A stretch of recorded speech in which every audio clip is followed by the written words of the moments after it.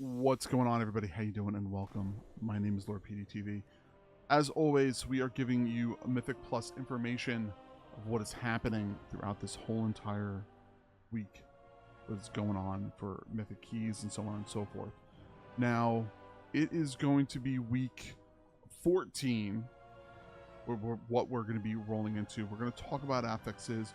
We're going to talk about the patch 11.0 updates that they are giving us, what is happening in the Mythic Dungeon changes, and we'll talk about that stuff as always. Please, I want to say thank you for hanging out today, talking about things, and we're gonna go through some stuff. So as always, first we're going to talk about what the Mythic Plus affixes are going to be like for week 14. From what we're looking at this affixes to be, it's going to be Zealot's Bargain at level 2 Ascent. This is when orbs appear every minute while in combat, and they must be interrupted, purged, knocked, or crowd controlled. If something happens to the orbs, the enemies will get buffed with a speed buff and a haste buff.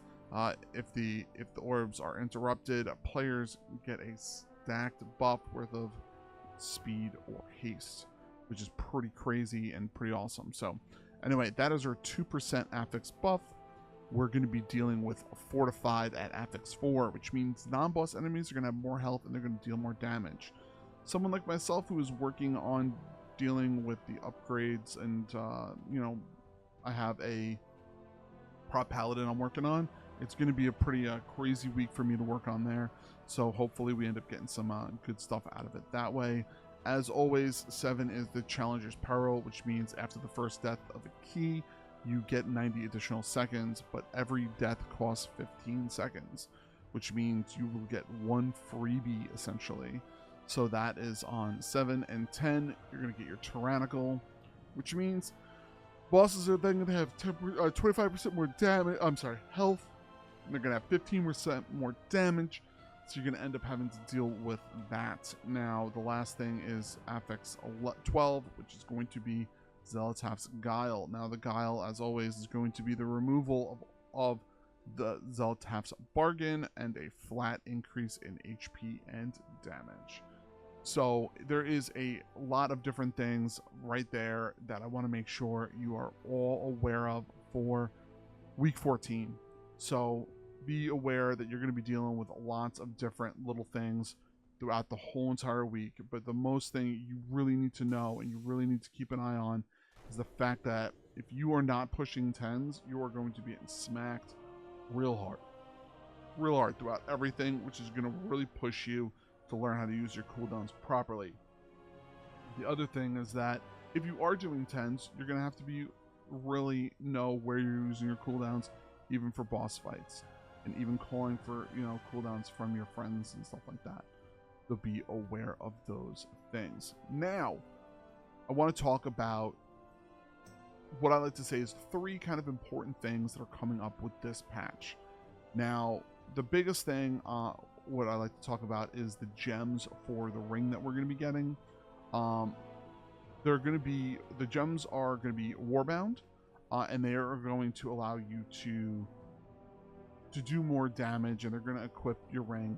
It's essentially the same thing that they did with the Isles, with Dragon Isles, I think it is, for Dragonflight. This is going to be probably one of the best rings you are going to get right now until Season 2 for almost every single class. For you to not take the time to work on that and get them upgraded and get them ready, it's silly. Over the course of a couple of days, make sure you get them done, go through it, get all the fun new stuff done, get your classes and tunes upgraded and ready to go. It will be highly beneficial for you in the long term. So just think of that when you're going through it, okay? Not going to talk about the actual numbers of everything, but check all your class guides are going to have all that information. The other thing that I want to talk about is that they're ending up doing a little bit of buffs and nerfs to a couple of classes, because they're doing a little bit of class tuning. Hunters, they're buffing Dark Ranger for BM and for Marksman to make sure that Bleak Power does more damage in those classes. And then they're going to be doing a bunch of other miscellaneous upgrades. So, excuse me. So the biggest thing is, I'm just going to run through these really, really quickly. Unholy DKs are going to be getting buffs for multiple different classes and specs. Demon Hunters, they're going to have their baseline. Fellblade and Hunt are going to be, the initial damage is going to be increased. Havoc is going to have a increase in damage there. Devastation Evoker, Pyre is going to be increased 20%, which is pretty big. Hunters, Marksman Hunters specifically are getting a boost to their trick shot damages, which is very, very big. In addition to that, Razor Fragments, which is the AoE damage you get, that's going to be increased also. Holy Paladins, they're getting an increased HP not HP, damage. So they're going to be doing more damage while in keys, which is allowing pretty much them to be more comparable to other healers in that situation. Priests, Holy Fire and Flash Heal are both being increased by 15%, which is actually pretty big. That's why I'm just stating a number. And that's going to be for healing and damage, obviously. Shamans are getting a little bit of a buff with that. Affliction Warlocks are being buffed. All their not all their abilities, but like Haunt and other things like that, they're being increased 75% for their damage, which is going to be very good because they really, really needed it. As always, there are PvP buffs also, but we don't deal with PvP here, so we're going to be sitting away from them. So that's that. Now, the bigger things I want to talk about is the dungeon changes. The last boss in City of Echoes, the poisons that got sent out is going to be a damage reduction of 10%. City of Threads, Orator, whatever his name is, which is the first boss, his subjugation shadow damage is being reduced by 20%. Most people are getting like insta-kill. It's crazy. The Royal Venom Shell, which is right before you go towards the third boss. Yeah, the third boss. That guy's Venom Spray is being reduced by 25%. Grim Batal's, the Twilight Flame Renders, the Flame Wreath Slashes, initial damage is being reduced by 25%. The Lava Giants, or the Molten Giants, whichever you prefer to call them, the Lava Fists are being reduced by 21%, and the cooldown is being increased. Then to Mist of Tyrannus Scythe, you're going to have your Mistveil Guardians are going to have their damage buff reduced to 2 per stack instead of 3. The Iron Tide Curse Blades, their Curse Slashes damage vulnerability is being reduced to 10%, was 15. And then the Stone Vault, the Void Bound Despoilers, they have a Shadow Claw cast time, which has been increased to 2.5 seconds, was 1, and the cooldown has been increased. The Curse Heart Invaders, the Void Infection periodic damage is reduced by 25%. The Master Machinists, the Ignis Hammer damage is being reduced to 20%. This is all this information is on Wowhead. I'm just putting it in a nice little place for you all. These changes, this is what they said on the bottom.